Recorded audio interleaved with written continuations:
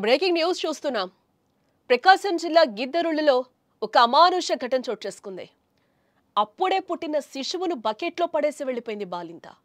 Delivery కోసం ఓ private ఆసుపత్రికి వచ్చింది ఆ మహిళ.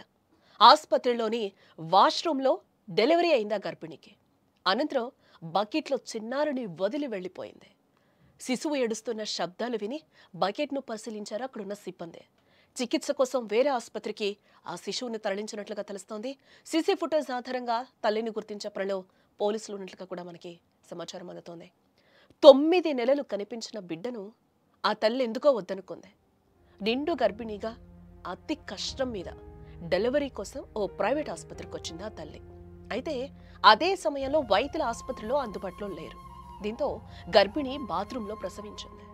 బాత్రూంలో బిడ్డకు జన్మనిచ్చి అక్కడే బకెట్లో వదిలి వెళ్ళిపోయింది. ఇక్కడ కారణమేంటో ఇప్పటి వరకు మనకి తెలియలేదు. ఆ శిశువు ఏడుపును గమనించి ఆసుపత్రి సిబ్బంది గమనించి బాత్రూం తలుపు తెరిచి చూడగా ఒక్కసారిగా షాక్కి గురయ్యారు అక్కడి సిబ్బంది. వెంటనే శిశువును సంరక్షించి వైద్యులు అందుబాటులో లేకపోవడంతో మరో ఆసుపత్రికి తరలించారు ఆ శిశువుని. పోలీసులు అక్కడికి చేరుకొని సీసీటీవీలో రికార్డైన గర్భిణి ఆసుపత్రికి వస్తున్న దృశ్యాలు ప్రస్తుతం వైరల్గా మారాయి. ఆ విజువల్ కూడా మీరు సుమన్ టీవీ స్క్రీన్ మీద చూడొచ్చు. ఆ డెలివరీ అయిన అనంతరం కూడా ఆమె డెలివరీ అయిన తర్వాత కూడా చాలా కష్టం మీద నడుస్తున్న దృశ్యాలు అయితే మనకి కనిపిస్తున్నాయి. ఎక్కడైతే మనకి ఆ రెడ్ కలర్ మార్క్ కనిపిస్తుందో ఆమె బిడ్డకు జన్మనిచ్చినట్లుగా కూడా తెలుస్తోంది. అక్కడి నుంచి వెళ్ళిపోతున్న దృశ్యాలు కూడా మనకి ఒక వీడియో అయితే బయటకు వచ్చిన సిచ్యువేషన్ అయితే మనకి కనిపిస్తుంది. హాస్పిటల్ బయట నుంచి కూడా అతి కష్టం మీద ఆ తల్లి బయటకు వస్తుంది. ఈ అమానుష ఘటన ప్రకాశం జిల్లా గిద్దలూరులో వెలుగులోకి వచ్చింది.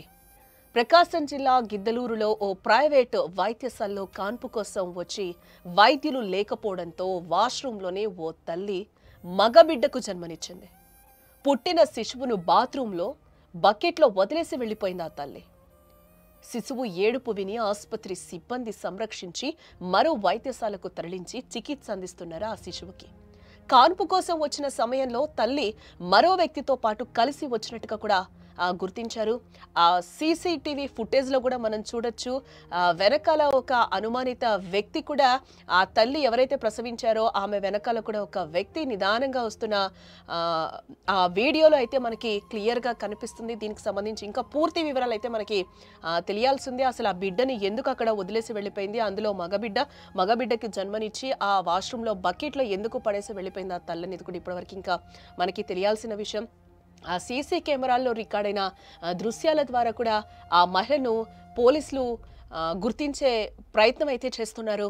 ఇకపోతే గర్భిణీ స్త్రీ వేరొక వ్యక్తితో కలిసి ఆసుపత్రికి వచ్చిన దృశ్యాలు ఆసుపత్రిలో సీసీ కెమెరాలో రికార్డ్ అయ్యాయని కూడా చెప్తున్నారు.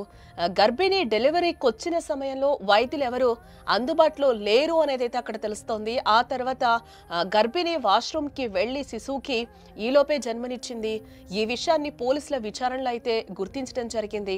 శిశువు ఆరోగ్యంగా ఉందని, ఎటువంటి ప్రాణాపాయం లేదని కూడా వైద్యులు అయితే ప్రజెంట్ చెప్తున్న సిచ్యువేషన్స్ అయితే మనకు కనిపిస్తున్నాయి. శిశు సంరక్షణ కొరకు ఐసీడీఎస్ అధికారులకు శిశువును అప్పగిస్తామని కూడా సిఐ సురేష్ అయితే అంటున్నారు. ప్రస్తుతం తల్లిని వెతికి పట్టుకునే పనిలో ఉన్నామని కూడా పోలీసులు చెప్తున్నారు. రాత్రి అనగా 22 సెప్టెంబర్ 25న సుమారు రాత్రి 11:30 గంటల సమయంలో ఎవరో ఒక ముగ్గురు వ్యక్తులు గుర్తు తెలియదు బ్రహ్మారెడ్డి హాస్పిటల్ దగ్గరికి వచ్చి ఒక ఆమెకి కడుపు నొప్పి ఉంది, డాక్టర్ గారు ఉన్నారంటే అక్కడున్న వార్డు అతను బాయ్ వచ్చేసరికి డాక్టర్ గారు లేరు, పేషెంట్ ఎక్కడున్నారంటే వాష్రూమ్ పోయినా అని చెప్పేసి అన్నారు. తర్వాత ఏరే పేషెంట్ ఉంటే ఆ పేషెంట్ వెళ్ళిపోయారు. ఈ క్రమంలోనే ఆ పేషెంట్ వార్డు బాయ్ పేషెంట్ దగ్గర ఉండగా పుట్టిన బేబీ ఏడుస్తూ ఉంటే అక్కడున్న పేషెంట్స్ చూసి ఎవరో ఇక్కడ ఇడిపించిపోయారు అని చెప్పేసి అనగా అంతలోకి వీళ్ళు వార్డు బాబు చూస్తే ఆ బాబు ఆ బకెట్లో ఉన్నాడు. ఆ బాబుని తీసుకెళ్ళి జేవి నారాయణ చిన్నపిల్లల హాస్పిటల్లో చేపట్టడం జరిగింది. బాబుకి ఆరోగ్యం బాగానే ఉంది. డెలివరీ చేసి ఇక్కడ ఇడిపించిపోయిన వాళ్ళు ఇంకా గుర్తు లేదు. సీసీ ఫుటేజ్లో మాకు వచ్చినవి. ఆ సీసీ ఫుటేజ్లు మేము వెరిఫై చేయించి వాళ్ళ తల్లిదండ్రులను కనుక్కొని దాని మీద మేము ప్రాపర్గా చర్య తీసుకుంటాము.